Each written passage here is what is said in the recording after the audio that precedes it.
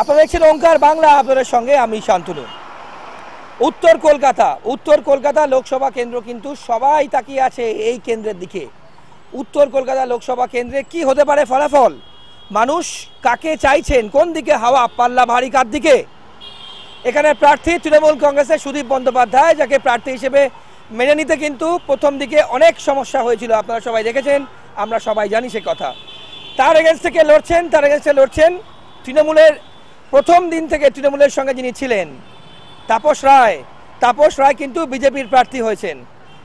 আর অন্যদিকে এখানে জোট প্রার্থী আছেন প্রবীণ কংগ্রেস নেতা প্রদীপ ভট্টাচার্য। একদম জমজমাট লড়াই বলা যায়। মানুষ এখানে কি বলছে, আম জনতা, আমরা বিভিন্ন রাস্তার এবং দোকানদার থেকে শুরু করে বিভিন্ন মানুষের প্রতিক্রিয়া নেব যে তারা কি চাইছে, কার দিকে পাল্লা ভারী, কোন দিকে হাওয়া। দেখুন, তাপস রায়, সুদীপ বন্দ্যোপাধ্যায়, প্রদীপ ভট্টাচার্য, উত্তর কলকাতা জমজমাট, কি মনে হচ্ছে কোন দিকে হাওয়া?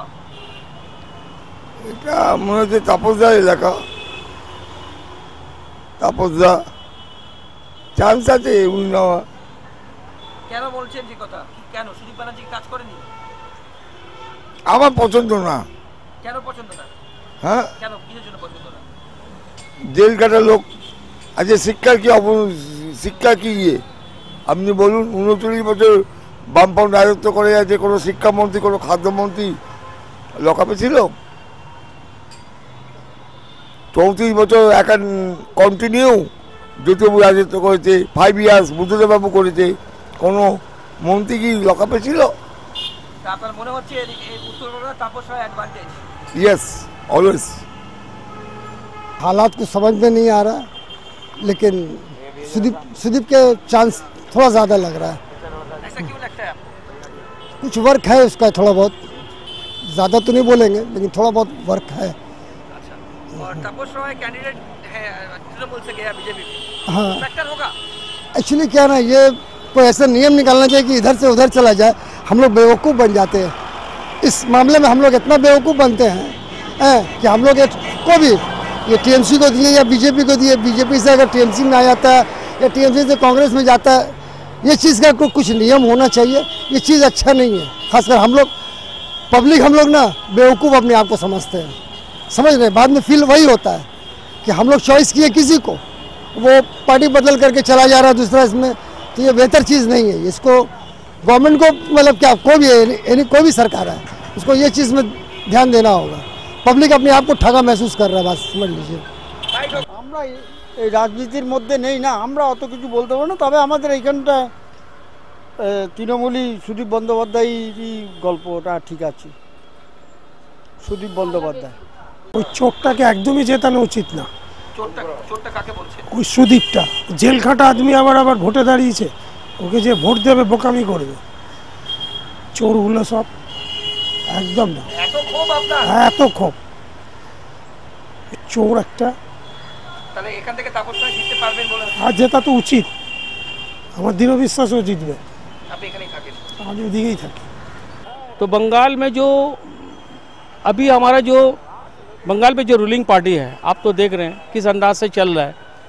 तो रूलिंग पार्टी के हिसाब से हम लोग जाना चाहते हैं सभी। और क्या तो तापस राय क्या फैक्टर होगा?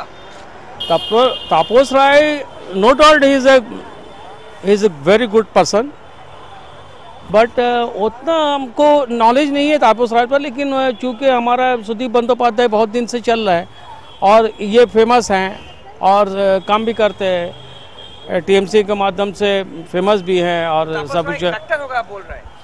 तापस राय वोट मिलेगा उसे? वोट मिल भी सकता है, ऐसी बात नहीं है। लेकिन यहाँ पे वोट जो होता है, और बीजेपी का जो अभी यहाँ पर ये चल रहा है कि बीजेपी का भी कदम रखेगा, बीजेपी ऐसा है, तो वोट को कटना ही नहीं चाहिए। जो सही कैंडिडेट है, जो मजबूत कैंडिडेट है, उसको वोट देके निकालना चाहिए। কোন দিকে হাওয়া মনে হচ্ছে তো থোর বড়ি খাড়া, খাড়া বড়ি থোর, আমার তো তাই মনে হয়। ঠিক আছে, নতুন কিছু নয়, যা ছিল আমার মনে হয় তাই হবে। তবে লড়াই একটা হবে, এটা আমাদের ধারণা। শেষটা শেষ দিন দেখা যাবে। অবশ্যই ফ্যাক্টর, তার নিজস্ব একটা জায়গা আছে, ফ্যাক্টর তো হওয়া উচিত। অবশ্যই তাই। সুদীপ বন্দ্যোপাধ্যায়কে তো একটা চ্যালেঞ্জের মোকাবিলা করতেই হবে। তাপস রায় একটা ফ্যাক্টর, অবশ্যই ফ্যাক্টর। नॉर्थ का इलेक्शन चुनाव में तापस राय वर्सेस सुदीप बनर्जी हो रहा है, आपको क्या लगता है कौन थोड़ा एडवांटेज में कौन है? ये हम लोग ने कैसे बताए। आप तो वोट देंगे, हाँ क्या लगता है आपको? तापस राय। কার দিকে পাল্লা ভারী কি মনে হচ্ছে? পাল্লা ভারী তো এতদিন যখন সুদীপ বন্দ্যোপাধ্যায় ছিলেন, হ্যাঁ, এখন হিসেব তৃণমূলে বহুদিন ছিলেন তাপস রায়। হ্যাঁ, তাপস রায় তো একটা ভারী পার্টি, এখন এইবার খুবই কম হবে। হ্যাঁ, এবার বোঝা যাচ্ছে নাকি, তবে মনে হয় তাপস রায় বেরোতে পারে। কোন দিকে হাওয়া মনে হচ্ছে? আমি কোন দিকে হয় কী করে বলবো, আমরা তো পার্টি করি না, কিছু বলতে পারছি না। তো হাওয়া তো এই তৃণমূলের দিকেই দেখছি। এবার ভোটের কি হচ্ছে সেটা পরবর্তী সে জনগণ দেখবে কি হয় না হয় না। তাপস রায় তো হ্যাঁ একটা ফ্যাক্টর না, কিছু ঠিকই আছে। এবার বিজেপির দিকে হাওয়াটা একটুখানি দেখছি খুব ভালোই আছে সম্পূর্ণরূপে। হ্যাঁ, জোর লড়াই একটা হবে, ইন্টারেস্টিং ফাইট সবাই বলছে। মনে হয় কোন দিকে হাওয়া? হাওয়া তো এদিকটা বোঝা যাচ্ছে না, জেনুইনলি এদিকটা বোঝা যাচ্ছে না, কারণ এদিকে ডিফারেন্ট কাইন্ড অফ কমিউনিটি সব রকম মিলিয়ে মিশে থাকে, কোনো রকমভাবে আবহাওয়াটা বোঝা যাচ্ছে না। দেখা যায় ওপর দেবে যা হয়।